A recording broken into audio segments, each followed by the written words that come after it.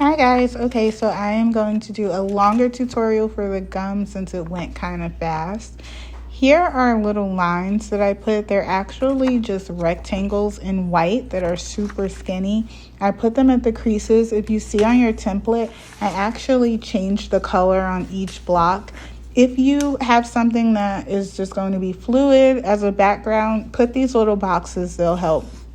Don't mind me here. I'm just cutting the old school way because I didn't have my paper trimmer on hand. So I'm using an X-Acto knife and crop marks and a ruler. But yeah, so those little rectangles will really help you when you're going to fold, and they're white so they won't be seen once you fold everything up. So yeah, as you can see, the old school way is a lot longer than using a paper trimmer. But so once I'm done, I'm just going to fold on those white skinny rectangles that I made at each crease.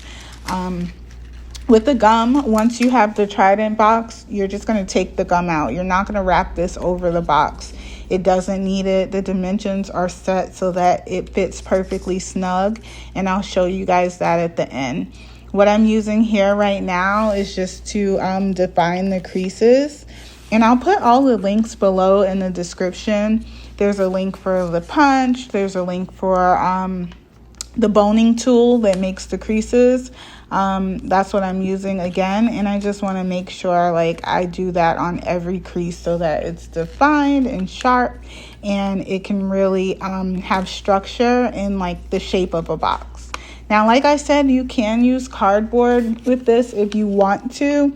I prefer to use paper because it's much cheaper, and I have so much of it on hand because I buy it by the box. So I have tons of glossy laser paper lying around.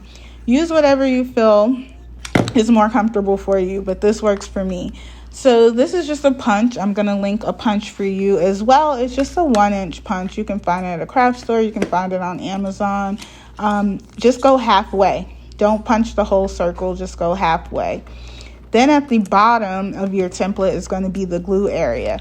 I specified that on the template on the computer, so you can change the color if you want, if it'll help, but just know that the bottom area is the glue area.